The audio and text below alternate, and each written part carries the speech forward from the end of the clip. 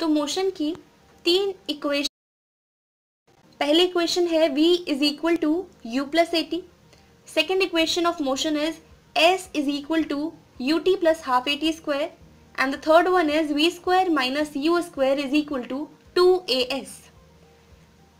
तो ये जो इक्वेशंस हैं हम इन्हें ही डिराइव करना सीखेंगे।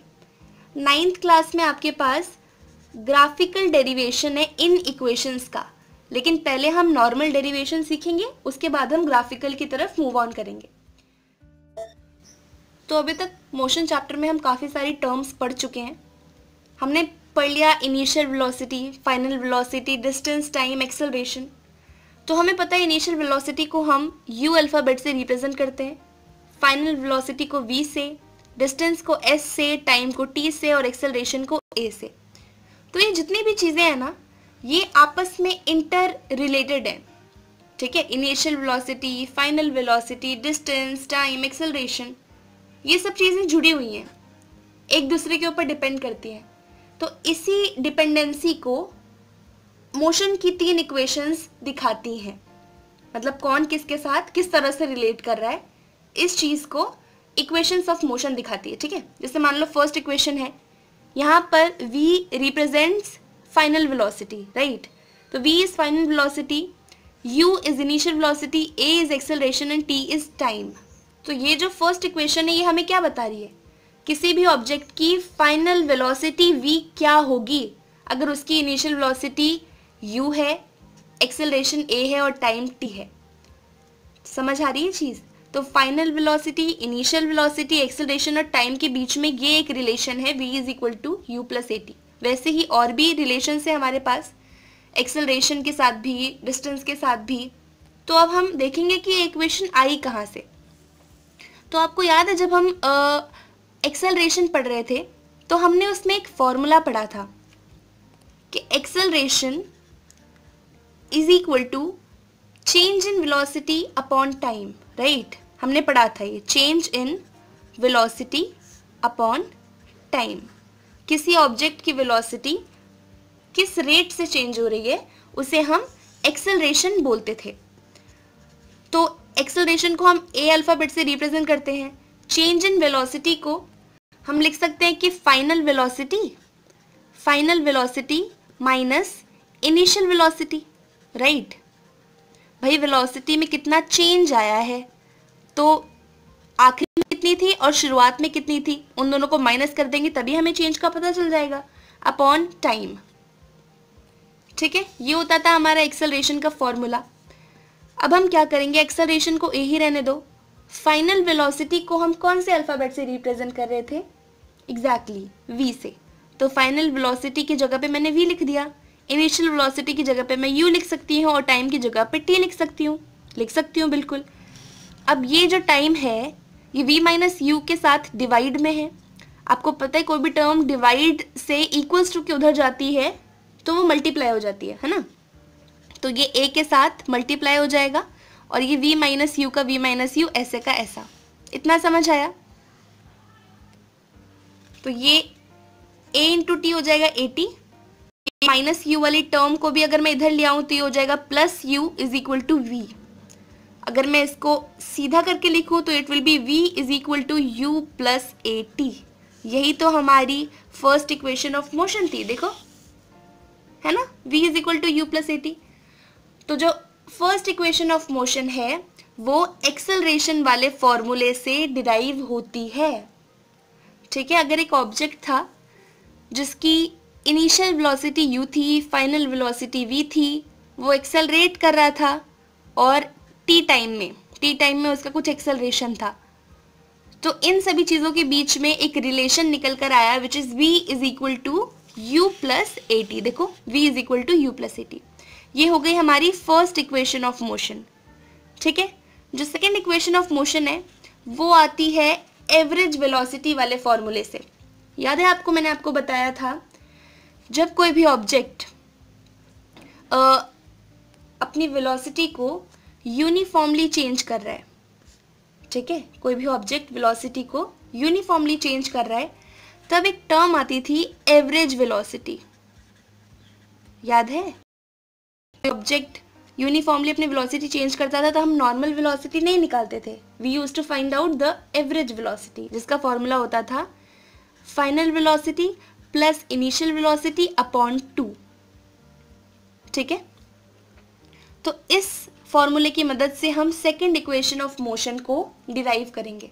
तो मान लो कोई ऑब्जेक्ट है जो किसी वेलोसिटी से चल रहा है, मान लो v वेलोसिटी से चल रहा है, उसकी इनिशियल वेलोसिटी u थी, उसमें एक्सेलरेशन a है ना, टाइम t है, और वो एक्सेलरेट कर करके s डिस्टेंस कवर कर रहा है.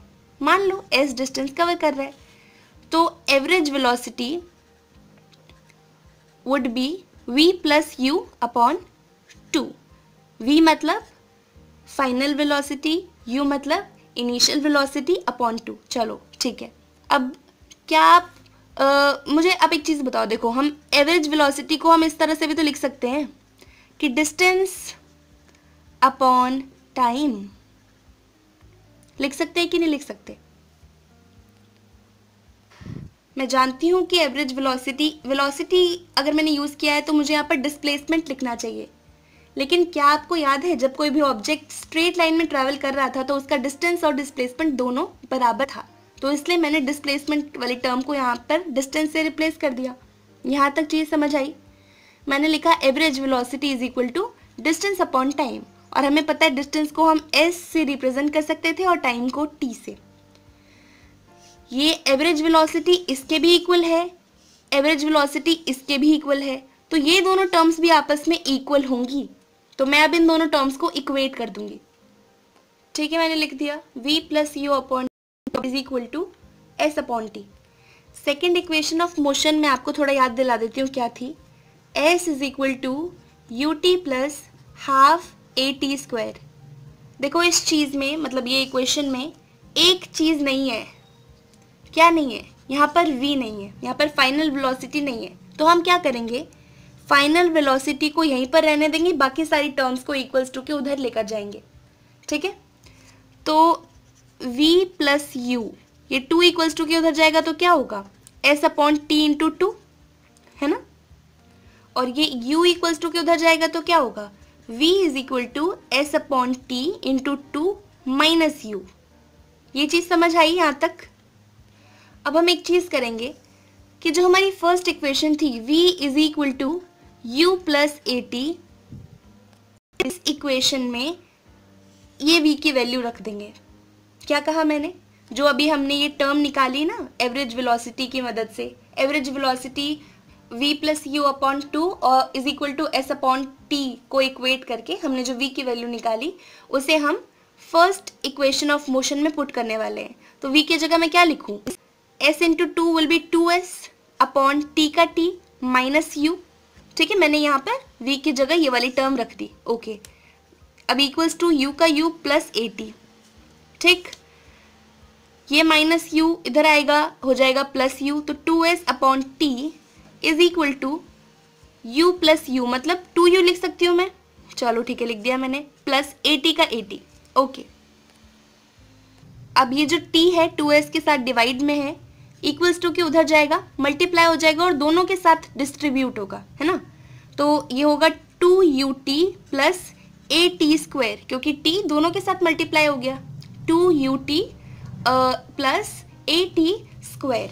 ओके, अब ये जो 2 डिवाइड में है इक्वल्स टू के मतलब मल्टीप्लाई में इक्वल्स टू के उधर जाके डिवाइड हो जाएगा, 2ut plus a t square upon 2. इतना समझ आया? अब क्या करेंगे, हम इसे थोड़ा और सिंप्लीफाई करते हैं. यहाँ से 2 कॉमन ले लेंगे, 2 कॉमन लिया, अंदर बचा ut प्लस यहाँ पर 2 था ही नहीं तो यहाँ पर हो गया half a t square upon 2 का 2. ये ऐसे हमारे पास इक्वेशन आ गई s is equal to u t plus half a t square.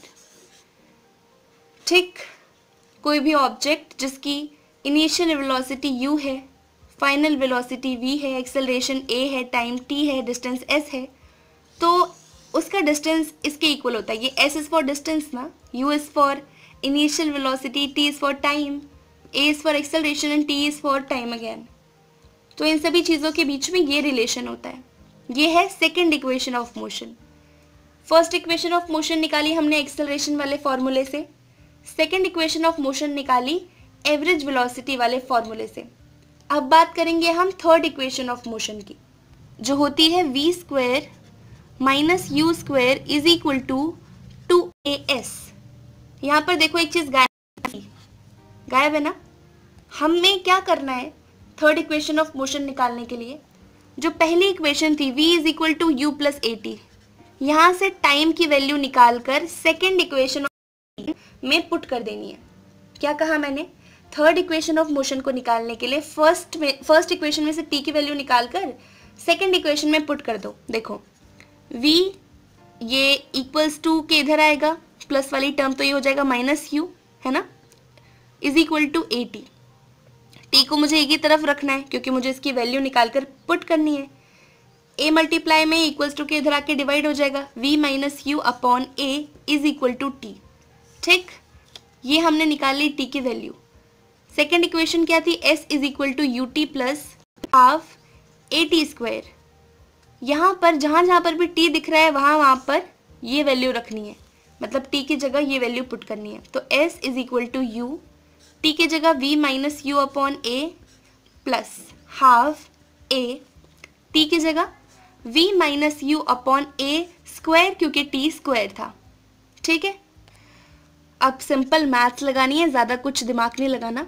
u दोनों के साथ डिस्ट्रीब्यूट हो जाएगा, u v minus u square upon a, इतनी मैथ्स तो सबको आती है। हाफ a भी, पहले a को बाहर रखो, इस ब्रैकेट को सॉल्व करो, a स्क्वायर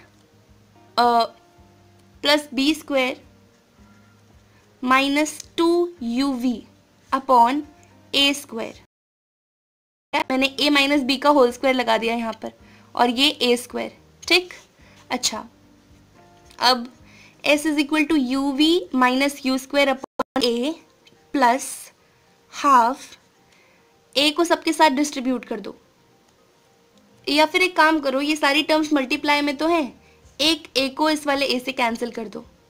ठीक है, तो ये हो जाएगा half v square plus you square minus 2uv, क्योंकि ये a कैंसिल हो चुका है। अच्छा, अब क्या करेंगे? नीचे एक a बचा हुआ है, अब एलसीएम लेंगे सिंपली। अगर इसको थोड़ा और सिंप्लीफाई करके लिखना चाहूँ तो ऐसे लिख सकती हूँ, प्लस ये वाली टर्म पूरी 1 के साथ मल्टीप्लाई होगी, it will be v square plus you square minus 2uv upon 2a, है ना, ये 2a के साथ मल्टीप्लाई होगा। एलसीएम ले लो, एलसीएम क्या होगा? a और 2a का 2a, ये इससे कैंसिल, मतलब a को 2a से डिवाइड करेंगे तो 2 आएगा, और 2 इन दोनों के साथ मल्टीप्लाई हो जाएगा, uv minus u square plus ये 2a से 2a कैंसिल, मतलब डिवाइड करके 1 आएगा, अब 1 इन सब के साथ मल्टीप्लाई हो जाएगा। ये सिंपल मैथ्स है, ज़्यादा कुछ कॉम्प्लिकेटेड नहीं है, एक दो बार अपने हाथ से करोगे सब समझ आ जाएगा। s is equal to 2uv, 2 को मैं डिस्ट्रीब्यूट कर रही हूँ सबके साथ, minus 2u square plus v square plus you square minus 2uv upon 2a। ठीक है, हमें दिख रहा है कि एक प्लस 2uv है, एक माइनस 2uv है, ये दोनों कैंसिल हो जाएंगे ना। एक माइनस 2u स्क्वायर है, एक प्लस 2u स्क्वायर है, तो अब इन दोनों को अगर साथ में, मतलब प्लस माइनस माइनस होता है, 2u स्क्वायर में से एक u स्क्वायर बचा, एक u स्क्वायर के साथ माइनस का टर्म है, तो it will be minus u square, v square का v square upon 2a is equal to s। अब क्या होगा? ये उधर जाएगा, तो ये मैं यहाँ पर लिख देती हूँ, जगह खत्म हो गई है। 2as is equal to v square minus u square, और simplify, 2v square minus u square is equal to 2as। यही थी हमारी थर्ड इक्वेशन ऑफ मोशन, जिसकी हमने डेरिवेशन कर ली है। यहाँ पर v क्या है? फाइनल वेलोसिटी, u है initial velocity, a acceleration and s is for distance. तो ये हमारी थर्ड इक्वेशन ऑफ मोशन थी। जल्दी से मेरे साथ रिवाइज करो। पहली इक्वेशन ऑफ मोशन निकाली हमने एक्सेलरेशन वाले फॉर्मूले से। क्या किया था? सिंपली एक्सेलरेशन वाला फॉर्मूला लिखा था और टाइम को उस तरफ लेकर गए थे, फिर u को उस तरफ लेके गए थे, आई थी v is equal to u plus a t. Equation of motion के लिए क्या किया हमने? एवरेज वेलोसिटी का फॉर्मूला लिखा, दोनों को आपस में इक्वेट कर दिया, फिर वहां से v की वैल्यू निकाली और फर्स्ट इक्वेशन में रख दी। हमारी सेकेंड इक्वेशन आई s is equal to u t plus half a t square. Third equation को सॉल्व करने के लिए हमने फर्स्ट से टी की वैल्यू निकाली, ठीक है, और सेकेंड में रख दी, सॉल्व कर दिया, हमारी थर्ड इक्वेशन ऑफ मोशन भी आ गई, v square minus u square is equal to 2as। यही तीन इक्वेशंस ऑफ मोशन है जो कि v, u, time, acceleration, distance, इन सब के बीच में रिलेशन बताते हैं, ठीक है। ये बहुत इंपॉर्टेंट है, न्यूमेरिकल्स बहुत बहुत आएंगे, इंटरेस्टिंग न्यूमेरिकल्स होंगे, आप सॉल्व करेंगे। ये इक्वेशन ऑफ मोशन अभी तो काम आएंगी, हायर क्लासेस में भी काम आएंगी। अभी तो हमने ये नॉर्मल सा डेरिवेशन देखा, इसके बाद हम ग्राफिकली इन इक्वेशन को कैसे डिराइव करें वो भी हम सीखेंगे, ठीक है। हमारे मोशन वाले चैप्टर से ही रिलेटेड ये सब था। ऑल्दो ये हमारे सिलेबस में नहीं है, हमारे सिलेबस में ग्राफिकल रिप्रेजेंटेशन है, ग्राफिकल डेरिवेशन है, लेकिन पहले इसको समझो, उसके बाद आप ग्राफिकल समझ पाओगे, है ना। इक्वेशन ऑफ मोशन आई कहाँ से, उसके बाद ही आप डिराइव कर पाओगे। इस चीज़ को एक दो बार अपने हाथ से सॉल्व करोगे, दिमाग में बैठ जाएगा, उसके बाद ग्राफिकल रिप्रेजेंटेशन हम सीखेंगे ही। तो अगर आपको चीज़ें समझ आई हो तो इस वीडियो को एक लाइक कर दें, चैनल को सब्सक्राइब कर लें और बेल आइकन दबाना ना भूलें, ताकि आने वाली सभी वीडियोस की अपडेट आप तक पहुंचती रहे। कोई भी डाउट आता है उसे कमेंट सेक्शन में बेझिझक पूछो, कोई टॉपिक में अटक रहे हो कमेंट सेक्शन में बोलो, मैं उसके ऊपर एक पर्टिकुलर वीडियो बना दूंगी। तब तक के लिए बाय बाय, टेक केयर, आपसे मिलते हैं आगे आने वाले वीडियोस में। Thank you, have a great day.